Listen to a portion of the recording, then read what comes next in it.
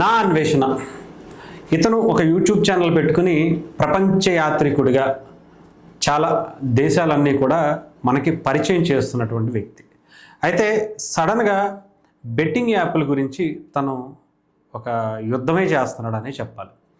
ఎందుకంటే ఆంధ్రప్రదేశ్లోనే కాదు, దేశం కాదు, ప్రపంచం కూడా ఈ బెట్టింగ్ యాప్ల వల్ల ఎంతోమంది చాలామంది యువత కాకపోయినా కూడా చాలామంది ఇబ్బంది పడుతున్నటువంటి పరిస్థితి. ముఖ్యంగా ఆంధ్రప్రదేశ్లో యువత అయితే చాలా తీవ్ర స్థాయిలో దీనివల్ల నష్టాలు పోయి ప్రాణాలు కూడా కోల్పోతున్నటువంటి పరిస్థితి అయితే వస్తూ ఉంది. దీంట్లోనే చాలామందిని వాళ్ళు బెట్టింగ్ యాప్స్ని ప్రమోట్ చేస్తున్న వాళ్ళందరినీ కూడా సోషల్ మీడియా వేదికగా తను బయటికి తీసుకొచ్చి అవన్నీ కూడా బయట పెడుతున్నటువంటి పరిస్థితి అయితే కనిపించింది. దీంట్లో ప్రధానంగా గోవింద అని చెప్పేసి ఒక ఏదైతే బెట్టింగ్ యాప్ ఒకటి ఉంది, దాని మీద అతను చంద్రబాబు నాయుడు గారికి సంబంధించినటువంటి వ్యక్తిగా, టీడీపీకి సంబంధించినటువంటి వ్యక్తిగాను ఏదో ఒక ప్రమోట్ చేసుకుంటూ విషయాన్ని బయటకు తీసుకొచ్చాడు. అయితే దీంట్లో పవన్ కళ్యాణ్ గారి పేరు పెట్టి మరొక వీడియో అయితే నిన్న సాయంత్రం అతను రిలీజ్ చేయడం అయితే జరిగింది. పవన్ కళ్యాణ్ గారు, మీరు దేశానికి సమాజానికి చాలా మంచి చేస్తున్నారు, మీలాంటి వ్యక్తి అధికారంలో ఉండగా కూడా ఇలాంటి బెట్టింగ్ యాప్స్ మీకు సంబంధించినటువంటి వ్యక్తుల మధ్య పేరుతో చేస్తున్నటువంటి ఈ బెట్టింగ్ యాప్లన్నీ మీరు మాత్రమే ఆపగలరు. ఎందుకంటే మీకు ఆ బలం, ఆ ధైర్యం, అలాంటి అంటే సమాజం పట్ల మీకున్నటువంటి ప్రేమ, ఏదైతే కౌలు రైతులకి మీరు ఇచ్చినటువంటి సహాయం కావచ్చు, ఎంతోమంది రైతులు చనిపోతే గత 5 ఏళ్లుగా చనిపోయినటువంటి దానికి మీరు చేసినటువంటి సేవా కార్యక్రమాలు కావచ్చు, ఇవంతా చాలా మంచి కార్యక్రమాలు చేశారు. మొన్న మీకు సంబంధించినటువంటి అంటే మీ అబ్బాయి సింగపూర్లో గాయపడినప్పుడు, ఫైర్ యాక్సిడెంట్లో జరిగినప్పుడు ఆ దేవుడు అంటే మీరు చేసినటువంటి మంచే మీ అబ్బాయిని కాపాడింది అని చెప్పుకొచ్చాడు. అలాంటి మీరు ఉండగానే ఇలాంటి బెట్టింగ్ యాప్స్ ద్వారా ఎంతోమంది యువత, ఎంతోమంది కుటుంబాలు కూడా రోడ్డు మీద పడుతున్నాయి, ఎంతోమంది ప్రాణాలు తీసుకుంటున్నారు. ఇలాంటివి ఆపాలి అంటే పవన్ కళ్యాణ్ గారు ఒక్కరి వల్లే మాత్రమే అవుతుంది అని నా అన్వేషణ అవినాష్ అనుకుంటే తన పేరు, తను ఒక బలమైనటువంటి నినాదాన్ని పవన్ కళ్యాణ్ గారికి అప్పచెప్పడం జరిగింది.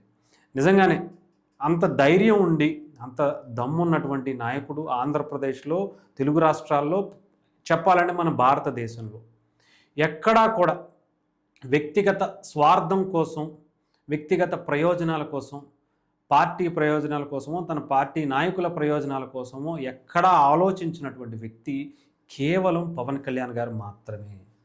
ప్రజలకి ఏది మంచి అయితే ఆ వైపు నిలబడతారు, ఆ వైపు నిలబడి యుద్ధం కూడా చేయడానికి సిద్ధంగా ఉండేటువంటి వ్యక్తి కేవలం జనసేనాని పవన్ కళ్యాణ్ గారు, ఆంధ్రప్రదేశ్ డిప్యూటీ సీఎంగా ఉన్నటువంటి పవన్ కళ్యాణ్ గారు మాత్రమే.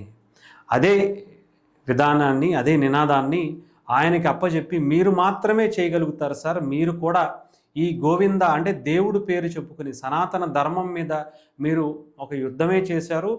ఒక లడ్డు కల్తీ విషయంలోనే మీరు ఇంత బలమైనటువంటి దాన్ని దేశానికి పరిచయం చేస్తే, మీరు ఇలా ఏదైతే బెట్టింగ్ యాప్ల రూపంలో ఎంతోమంది జీవితాలు నాశనం చేసుకుంటున్నారు, అది కూడా మీరు నమ్మేటువంటి వెంకటేశ్వర స్వామి గోవింద పేరుతో, గోవింద ఆన్లైన్ బెట్టింగ్ పేరుతో చేస్తున్నటువంటి దందాలు అన్నీ ఇన్ని కాదు, దానికి సంబంధించి అనేక విషయాలు మీకు తీసుకొస్తాను, చెబుతాను అని చెప్పి దీనికి ఎంతోమంది ఇబ్బంది పడుతున్నారు, దయచేసి మీరు దీని మీద ఒక దృష్టి పెట్టండి, ఎంతోమంది జీవితాలను నిలబెట్టిన వారు అవుతారు అనటంలో సందేహం లేదని అతను చెప్పినటువంటి విధానాన్ని. సో నిజంగానే అనిపిస్తుంది, పవన్ కళ్యాణ్ గారు లాంటి వ్యక్తి కనుక ఇది ఒక సంకల్పంగా ఆయన తీసుకుంటే దీన్ని అరికట్టేటువంటి పరిస్థితి కేవలం పవన్ కళ్యాణ్ గారికే ఉంటుంది. ఎంత రాజకీయ ఒత్తిళ్లు ఉన్నా కూడా దాన్ని బలంగా, సమర్థవంతంగా పవన్ కళ్యాణ్ గారు తీసుకుంటే దాన్ని నివారించేటువంటి పరిస్థితి పవన్ కళ్యాణ్ గారి చేతుల్లో ఉండబోతుంది. కానీ మరి పవన్ కళ్యాణ్ గారి దృష్టికి ఇది వెళ్తుందా? ఆయన దీన్ని ముందుకు తీసుకుంటారు? ఎంతోమంది సెలబ్రిటీసు, రాజకీయ నాయకులు, ముఖ్యంగా సినిమా ఇండస్ట్రీకి సంబంధించినటువంటి వ్యక్తిగా పవన్ కళ్యాణ్ గారు దీన్ని ముందుకు తీసుకుంటే, ముందు సినిమా ఇండస్ట్రీ నుంచే దీన్ని ఆపగలిగితే ఎంతోమంది సెలబ్రిటీసు, ఎంతోమంది సినిమాకి సంబంధించినటువంటి నటీనటులందరూ కూడా ఈ బెట్టింగ్ యాప్స్ ప్రమోషన్స్ని ఎక్కువగా చేసుకుంటూ సొమ్ము పొందుతున్నటువంటి పరిస్థితి ఉంది.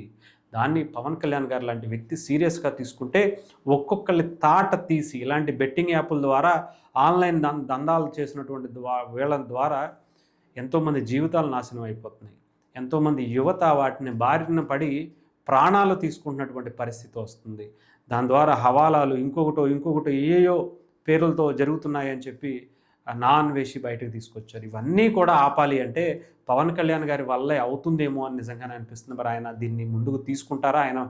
ఆయన దాని మీద దృష్టి పెట్టారు అంటే అది అవ్వకపోవటం అనేది మాత్రం ఉండదు.